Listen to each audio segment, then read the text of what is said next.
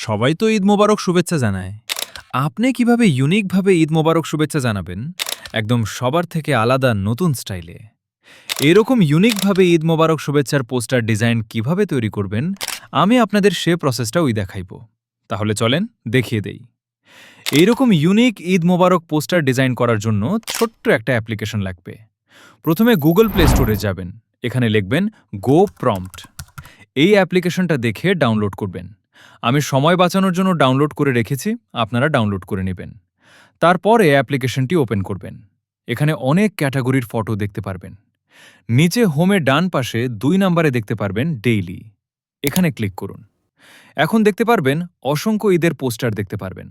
Suppose মনে করেন এইটা আমার পছন্দ হলো, এইটাতে ক্লিক করলাম। পরে জেনারেট প্রম্পটে ক্লিক করুন।